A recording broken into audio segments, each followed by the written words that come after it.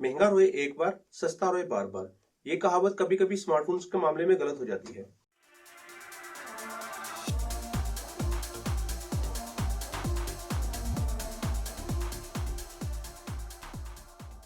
अस्सलाम वालेकुम, मैं हूं Ahmad. Welcome to my channel. इस टेक्नोलॉजी के दौर में मोबाइल फोन अहम जरूरत है और हमारी कोशिश ज्यादातर ये होती है कि हम सेकंड हैंड मोबाइल की बजाय नया मोबाइल लें। अब मसला ये आता है कि किस कंपनी का और किस रेंज का मोबाइल खरीदा जाए।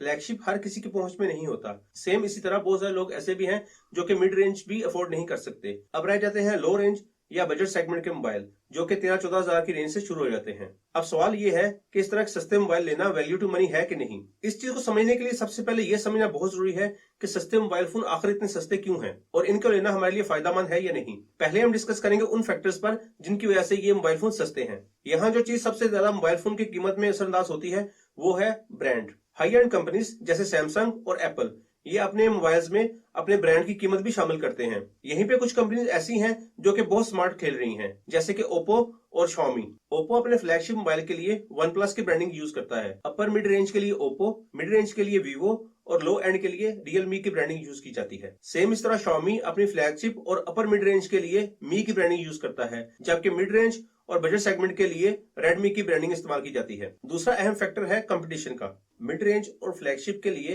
क्योंकि रेंज काफी ज्यादा होती है इसलिए उसमें कंपटीशन कम होता है, जबकि बजट फोन के लिए बड़ी कंपनियां भी काफी अग्रेसिव प्राइस दे रही होती हैं और उनमें कुछ छोटी कंपनियां भी शामिल हो जाती हैं, इसलिए प्राइस काफी कम रखी जाती है, जो कि मेरे ख्याल में यूजर के लिए एक अच्छी बात है। किसी भी स्मार्टफोन को सस्ता रखने के लिए जो चीज सबसे ज्यादा असरअंदाज होती है वो है कॉस्ट कटिंग। तो ये कॉस्ट कटिंग कहाँ पे की जाती है? ये कॉस्ट कटिंग की जाती है बिल्ड क्वालिटी पे, ये कॉस्ट कटिंग की जाती है हार्डवेयर के कंपोनेंट्स पे।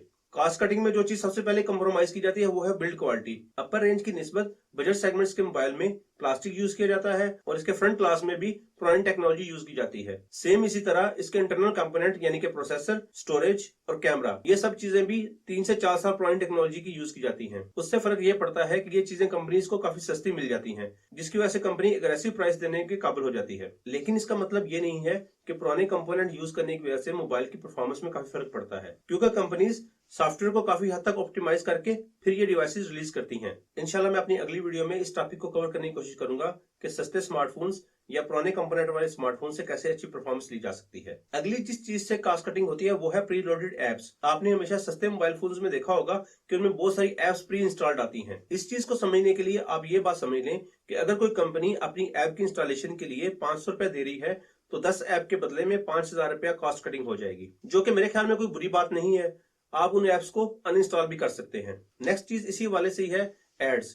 आपने सस्ते मोबाइल फोन्स में देखा होगा कि बहुत सारे एड्स आ रहे होते हैं, तो कंपनी इन एड्स के जरिए भी कॉस्ट कटिंग करती है। अच्छी बात तो यह है कि कुछ मोबाइल्स में इन एड्स को बंद करने का ऑप्शन भी होता है, लेकिन कुछ कंपनीज ऑप्शन नहीं देती। अब तक जितनी बातें मैंने आपको बताई हैं ये चीजें आपके लिए नुकसानदेह नहीं है, लेकिन कुछ चीजें ऐसी हैं जो कि नुकसानदेह भी हैं। कुछ कंपनी ने ऐसी एप्स भी की होती हैं जो कि आपका डाटा कलेक्ट करती हैं, जो कि सिक्योरिटी पॉइंट ऑफ व्यू से कोई अच्छी बात नहीं है। तो ये तमाम फैक्टर्स हैं जो कि मोबाइल फोन की कीमत को कम रखने में असरअंदाज होते हैं। अब आते हैं इस इशू पर कि ये मोबाइल फोन खरीदने चाहिए या नहीं। इस मामले में मेरी सजेशन यही है कि जरूर खरीदने चाहिए, क्योंकि सबसे ज्यादा वैल्यू टू मनी यही मोबाइल फोन होते हैं। कि हम में से 50% लोग नॉर्मल मोबाइल यूजर हैं। कॉल सुन ली, SMS कर लिए, व्हाट्सएप यूज कर लिया, फेसबुक यूज कर ली, यूट्यूब यूज कर लिया और कभी कभी किसी मौके पर तस्वीरें बना ली। और मोबाइल पर गेम्स भी वो टाइम पास के लिए खेल लेते हैं। कुछ लोग तो इतने सादा होते हैं कि उनके लिए high and games candy crush और लूडो स्टार हैं। तो इस तरह के लोग मिड रेंज या फ्लैगशिप के लिए पैसा क्यों जाया करें? क्यों ना वो बजट रेंज का फोन ले जो कि इनके लिए अच्छा खासा कारआमद है। इसलिए बजट फोन लेने में कोई हर्ज नहीं है। आज के लिए इतना ही, मिलते हैं अगली वीडियो में। अपना और अपना ख्याल रखिए।